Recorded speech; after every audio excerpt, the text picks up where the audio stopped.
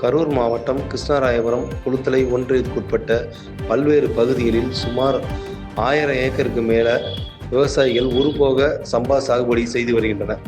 குறிப்பாக குளுத்தலை ஒன்றியத்துக்குட்பட்ட பகுதிகளில் அரசு நேரடி நெல் கொள்முதல் 2 இடங்களில் அமைத்து விவசாயிகளிலிருந்து நெல் கொள்முதல் செய்யப்பட்டு வருகிறது. மேலும் கிருஷ்ணராயபுரம் உள்ளிட்ட பகுதிகளில் இப்பொழுது அறுவடை நடைபெற்று வருகிறதால் இங்கு அரசு கொள்முதல் நிலையங்களை அமைப்பதில் காலந்தாழ்த்தி வருகிறதாகவும் அதனால் விவசாயிகளுக்கு பெரும் இழப்பு ஏற்படுவதாகவும் தெரிவிக்கின்றனர். குறிப்பாக கட்டளை, ரெங்கநாதபுரம், மேலமாயனூர், வீரராய்க்கம், கோவக்குளம், மேட்டுமகாதனபுரம், லாலாப்பட்டை உள்ளிட்ட பகுதிகளில் கிட்டத்தட்ட ஒரு குறிப்பிட்ட அளவு அறுவடையானது செய்யப்பட்டு வந்துட்டு இருக்கு நிலையில் இங்கே அரசு கொள்முதல் நிலையம் அமைக்கல.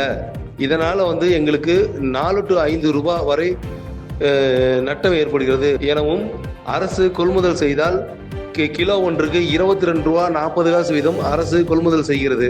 இதனால் இந்த அரசு கொள்முதல் நிலையம் அமைக்காதனால இங்கே தனியார் கொள்முதல்காரர்கள் அடிமாட்டு விலைக்கு, அதாவது 17, 18, 19 என்ற வெரைட்டிகளை நெல் கொள்முதல் செய்கிறார். இதனால் விவசாயிகளுக்கு 4 to 5 ரூபாய் வரை நட்டம் ஏற்படுகிறது.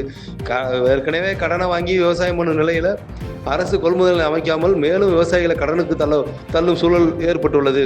இதில் கருத்து கொண்டாது அரசு உடனடியாக இந்த பகுதியில் நெல் கொள்முதல் அமைக்க வேண்டும் என்பதே இங்குள்ள விவசாயிகள் கோரிக்கையாக இருக்குது.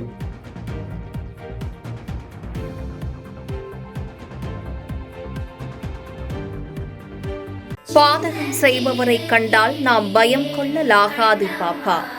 மோதி மிதித்து விடு பாப்பா, அவர் முகத்தில் உமிழ்ந்து விடு பாப்பா.